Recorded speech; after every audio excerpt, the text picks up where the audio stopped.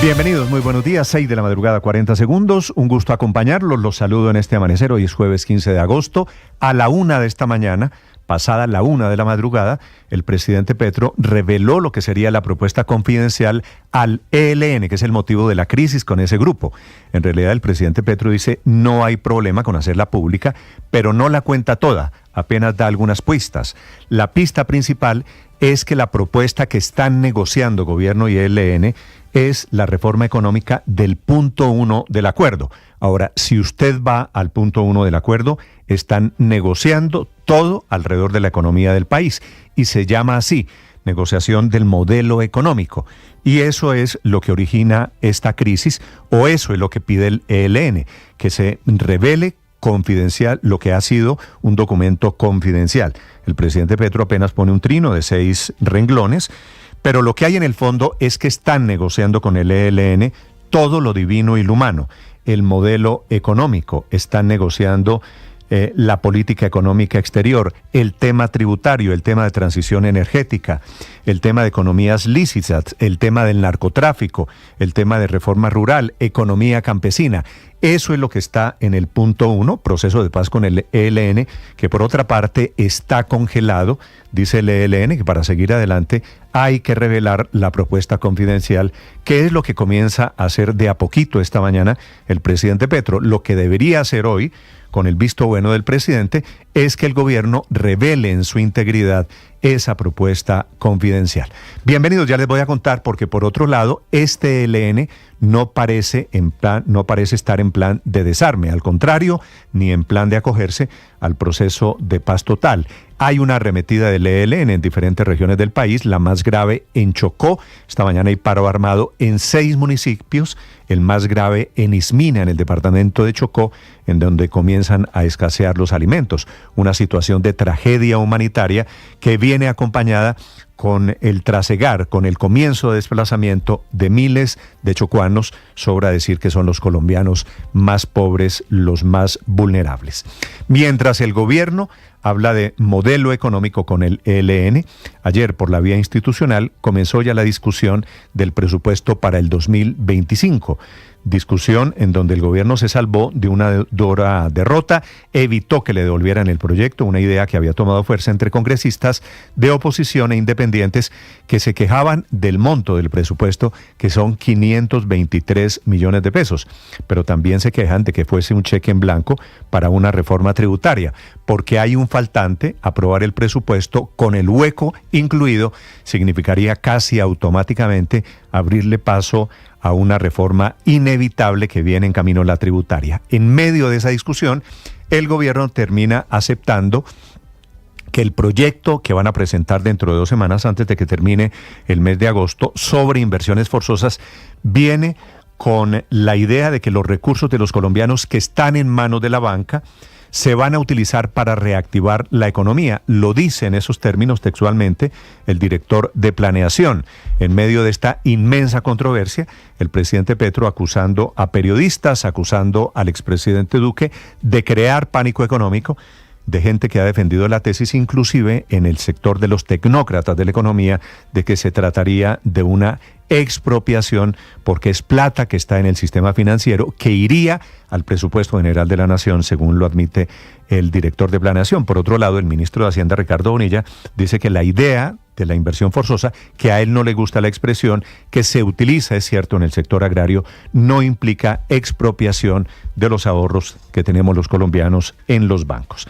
Esta mañana les tendremos detalles también a propósito del anuncio que hace la Organización Mundial de la Salud sobre la viruela del mono. Ahora le dicen Mpox, ha sido declarada una emergencia sanitaria internacional, una revelación que, aunque revive los miedos de una nueva pandemia y de restricciones, en realidad estamos todavía lejos de eso. En Colombia hay 2 casos de la viruela del mono, de más de 100 detectados. Hay 2 activos, quiere decir ya llegó a Colombia, pero dice, por otro lado, el Ministerio de Salud y el Instituto Nacional de Salud, estamos cubiertos, aunque tampoco han hecho nada para traer ni una sola vacuna. La alerta viene desde la Organización Mundial de la Salud, diciendo que se necesita una respuesta internacional coordinada. Es cierto, todavía no es de la magnitud del COVID, pero puede llegar a ser muy grave. Son las 6 de la mañana, 5 minutos. Hoy es 15 de agosto, hoy es el día de la Asunción de la Virgen, Padre. Sí, señor, ¿verdad? Hoy es el día de la Asunción de la Virgen, es decir, celebramos los católicos que María es llevada al cielo por su Hijo Jesús. Nosotros lo celebramos el próximo lunes. Claro, por la ley Emiliani. Porque es festivo. Pero para Europa, para el continente católico, hoy es festivo en buena parte del mundo. En muchos lugares la llaman la Virgen del Tránsito, porque es la Virgen del paso de esta vida a la vida de Dios. En Europa los italianos le dicen el Ferragosto, claro, que es el apócope de feriado y agosto, bueno, que es una historia que viene de los emperadores romanos. En 2 semanas, atención, se sabrá cuál es el país que va a asumir la impresión de los pasaportes colombianos, según ha revelado el canciller Luis Gilberto Murillo. Esta madrugada hay un inusual comunicado de la Cancillería repitiendo lo mismo que dijo el canciller ayer, que la imprenta nacional no está lista, que la directora de la imprenta había dicho ayer aquí que todo era color de rosa, que se trata de un modelo público. Pues no, por eso se necesita la intervención de estos países. Se han sumado Austria y Países Bajos a la lista de países que van a prestar ese servicio técnico para suplir el hueco de conocimiento que hay en la imprenta nacional. Canadá, Alemania, Francia y Portugal son los otros países que han presentado propuestas para tener unos pasaportes de calidad. Una crisis que parece inevitable porque cualquiera que sea el país o la imprenta tendrán que correr, porque desde el 3 de agosto nos quedamos sin quien fabrique, sin quien elabore los pasaportes en Colombia. Tenemos muchas historias, controversias, las del día, para acompañarlos esta mañana. Es un gusto, estaremos aquí acompañándolos hasta las 10:30 de la mañana. Ya estamos en el canal de YouTube, estamos en las plataformas y en redes sociales y en las frecuencias de Blue Radio en todo el país. Temperatura en Bogotá esta mañana 9 grados centígrados, una mañana en donde se asoma el sol. Les contaré también en Medellín del perdón simbólico lleno de vergüenzas que pidió el ministro de Defensa por los falsos positivos del departamento de Antioquia. Aquí enseguida el resumen que preparamos en Voces y Sonidos en Mañanas Blue. Hoy la paz con el ELN vive su mayor crisis. Hoy están congeladas las mesas, hoy está congelado el mecanismo de monitoreo y verificación, mejor dicho, más que congelado, podremos decir que no opera. El gobierno nacional está abriendo nuevamente la posibilidad de revisar el modelo económico del país en medio de las conversaciones con la guerrilla del ELN. Así lo dio a conocer el presidente Gustavo Petro al compartir parte de la carta que era confidencial que la delegación le había enviado al grupo ilegal como un intento para destrabar la mesa de conversación que está en una profunda crisis. El ELN solamente ha respondido que el gobierno los está tratando con rodeos. Precisamente el alto comisionado para la paz, Oti Patiño, reconoció los problemas que están enfrentando. Esto no va para ninguna parte. Y desde luego el ELN plantea otros temas con mentiras además. Dice que el gobierno no ha cumplido. Ismina está paralizado por cuenta de las acciones criminales del ELN en Chocó. Sigue el confinamiento y el desplazamiento. Jason Mosquera, alcalde de Ismina. Bueno, la verdad es que es triste y angustiante que en 8 meses que lleva este año ya han habido 6 desplazamientos de estas comunidades. Sigue siendo crítica la situación de orden público en el país. Disidencias de las FARC amedrentaron a los habitantes de Argelia en el departamento del Cauca con explosivos. El general Federico Mejía, comandante del Comando Específico del Cauca. Y a la rinconada que sufrieron el día de hoy estas estructuras, se bajan deliberadamente al corregimiento del Plateado a obligar a la población civil y utilizarlos y emplearlos como escudos humanos. Mientras que en el sur del departamento del Tolima, un grupo de disidentes se refugió en un colegio lleno de niños para evadir al Ejército Nacional. El general Luis Emilio Cardoso, comandante del Ejército Nacional. Está prohibido el uso de centros educativos. Nosotros siempre estamos protegiendo a los niños en esos sitios y precisamente por eso estamos desarrollando operaciones en ese lugar, porque allí tuvimos información que había presencia de estos grupos irregulares. La novela de los pasaportes en Colombia parece no terminar. Las declaraciones en Blue Radio de Viviana León, gerente de la Imprenta Nacional, entidad en la que está puesto el futuro de la elaboración de este importante documento, prendieron las alarmas. ¿Cuánto les va a costar hacer un pasaporte? ¿Cuánto? Mira, en este momento no puedo hablar de cifras porque no voy a ser inexacta. ¿En cuánto tiempo van a tener impreso un pasaporte? En este momento no sé, pregúntele a TG, que es el que los está haciendo. Y para apagar el incendio apareció el canciller Luis Gilberto Murillo, quien explicó el plan que tiene el gobierno para garantizar la producción de estos documentos desde el 2 de octubre. Nos han ofrecido algunos países que ellos pueden producir los pasaportes en sus países y poder hacerla llegar. Esa es una posibilidad. Otra posibilidad es que revisen la infraestructura que tiene el país y cómo se puede producir aquí. Entonces nosotros tenemos la plena seguridad de que todas las opciones van a estar sobre la mesa. Le jalamos a la reactivación económica, le jalamos a la propuesta del gobierno y con ello estamos construyendo esa agenda. Yo creo que nosotros antes de 2 semanas tenemos ya la propuesta de reactivación económica. Así lo mencionó el director de Planeación Nacional, Alexander López, quien además afirmó que este proyecto estará listo en un par de días y será presentado ante el Congreso. Ante esta idea también se pronunció el ministro de Hacienda, Ricardo Bonilla, el cual apoyó el proyecto. Hoy la propuesta del gobierno es: vamos con ese tipo de inversiones estratégicas a sectores como energías renovables, a sectores como la organización digital del país, agroindustria, complementar todo el proceso de reindustrialización y desarrollar el turismo. La Corte Constitucional admitió la demanda presentada por la senadora Paloma Valencia en contra de la reforma pensional, pues según la congresista, esta fue aprobada en la Cámara de Representantes sin haberse debatido. Se refiere a que los niños en el 2045 van a tener que pagar casi el 30% adicional de sus ingresos. Se refiere a que en contra de lo que está haciendo el mundo, nosotros estamos devolviéndonos a un sistema que solo le crea cargas a las generaciones futuras.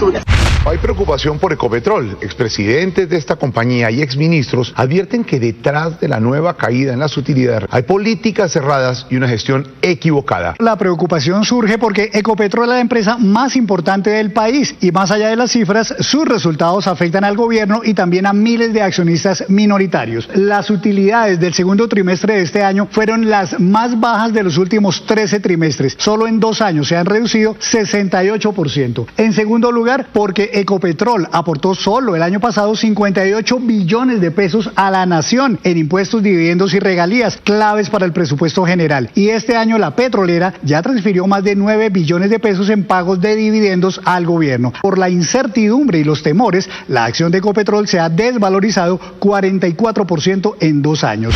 Continúa el debate en el Congreso de la República sobre los altos costos del precio de la energía en la costa caribe colombiana. Los congresistas de la región Caribe le exigieron al gobierno, la CREC y las generadoras eléctricas menos diagnósticos y más soluciones concretas. El ministro de Minas, Andrés Camacho. Lo que puedo señalar es que estamos trabajando en el cumplimiento de los acuerdos de Barranquilla el sábado y estamos en total disposición de avanzar en toda la regulación necesaria para lograr reducción de tarifas.